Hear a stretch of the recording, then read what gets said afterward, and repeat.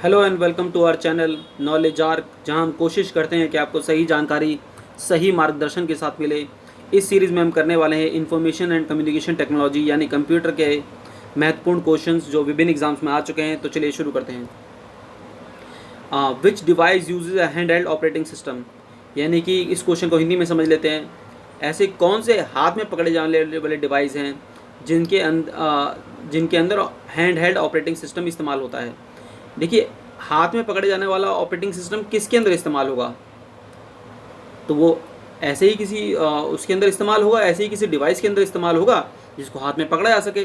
तो इस क्वेश्चन का आंसर है APDA। ठीक है, नेक्स्ट क्वेश्चन की तरफ चलते हैं।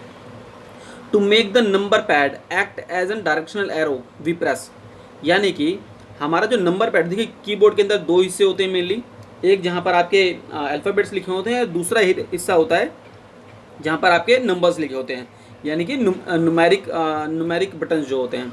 ठीक है, अगर आप उसको डायरेक्शनल एरो की तरह काम कराना चाहते हो तो कौन से बटन को प्रेस करोगे आप? तो इसको हम बटन को प्रेस करेंगे, शिफ्ट को बटन को प्रेस करेंगे। ठीक है, जैसे हम शिफ्ट को प्रेस करेंगे वो काम करने लग जाएगा। तो इस क्वेश्चन का आंसर क्या है? Option number D. Next question की तरफ चलते हैं। The key that must be pressed each time a new command और इन्फॉर्मेशन इज एंटर्ड। देखिए, इस क्वेश्चन में हमसे पूछा जा रहा है कि ऐसा कौन सा की है कीबोर्ड के अंदर, ऐसा कौन सा बटन है जिसको हमें प्रेस करना है हर बार जब हम कोई कमांड डालेंगे, इन्फॉर्मेशन डालेंगे। ठीक है, तो हम कौन से कमांड का इस्तेमाल करते हैं, कौन से बटन का इस्तेमाल करते हैं? देखिए, जिन लोगों ने कंप्यूटर प्रोग्रामिंग थोड़ी बहुत पढ़ी है या माइक्रोसॉफ्ट MS DOS पे थोड़ा बहुत काम किया है, माइक्रोसॉफ्ट डिस्क ऑपरेटिंग सिस्टम पे थोड़ा बहुत काम किया है, तो उन सभी को पता है इस क्वेश्चन का आंसर हुआ एंटर। जैसे ही आप कोई कमांड लिखते हैं, आप एंटर मारते हैं और क्या होता है, वो कमांड एग्जीक्यूट हो जाती है। तो इस क्वेश्चन का आंसर क्या है? Option number C. Next question की तरफ चलते हैं। Which of the following is an example of optical disc. ठीक है, अब देखिए, हमसे पूछा जा रहा है कि इन जो नीचे ऑप्शंस दिए हुए हैं उनके अंदर से कौन सी ऑप्टिकल डिस्क है।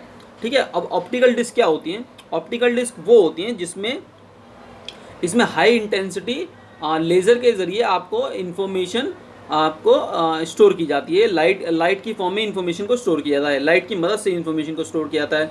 ठीक है, तो अब देखिए, मैग्नेटिक डिस्क वो होती हैं जहाँ पर मैग्नेटिक मटेरियल बना होता है, उस पर अगर हम इन्फॉर्मेशन को स्टोर करेंगे तो वो क्या होगा? मैग्नेटिक डिस्क हो गई।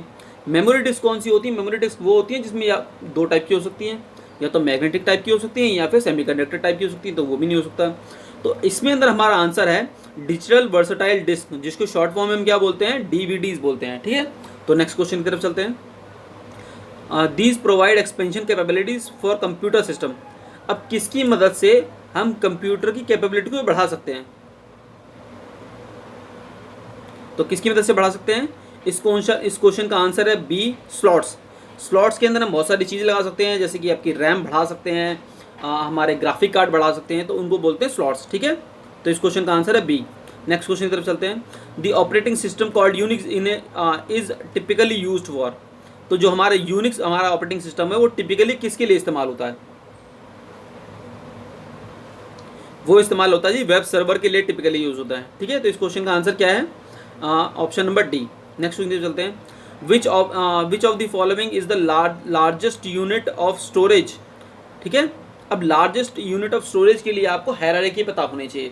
पहले आते हैं हमारे बिट्स आते हैं, फिर बाइट आता है, फिर किलोबाइट आता है, फिर मेगाबाइट आता है, फिर गीगाबाइट आता है, फिर टेराबाइट आता है। ठीक है, तो लास्ट में क्या हुआ? टेराबाइट आया। एक टेराबाइट में कितने कितने GB होते हैं? 1024 GB होते हैं। एक GB के अंदर कितने MB होते हैं? 1024 MB होते हैं। एक MB के अंदर कितने KB होते हैं? 1024 KB होते हैं।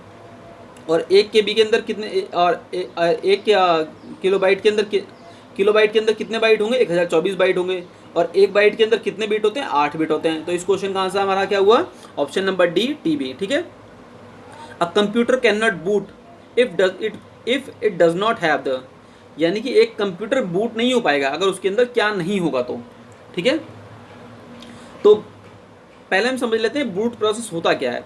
बूट प्रोसेस क्या होता है? जब हम किसी कंप्यूटर को या हमारे किसी भी इलेक्ट्रॉनिक डिवाइस को, हमारे लैपटॉप को, हमारे टैबलेट को, फ़ोन को, जब भी हम स्टार्ट करते हैं, उसके हार्डवेयर को स्टार्ट करते हैं, तो वो क्या काम करता है? अपनी मेन मेमोरी के अंदर ऑपरेटिंग सिस्टम को लेकर आता है।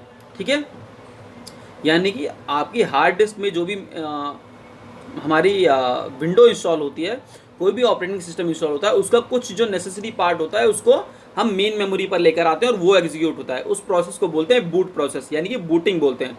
ठीक है, तो अगर क्या नहीं होगा तो बूट प्रोसेस नहीं होगा, तो ऑप्शन नंबर सी, अगर ऑपरेटिंग सिस्टम नहीं होगा तो बूट प्रोसेस नहीं हो सकता है। ठीक है, नेक्स्ट क्वेश्चन तरफ चलते हैं।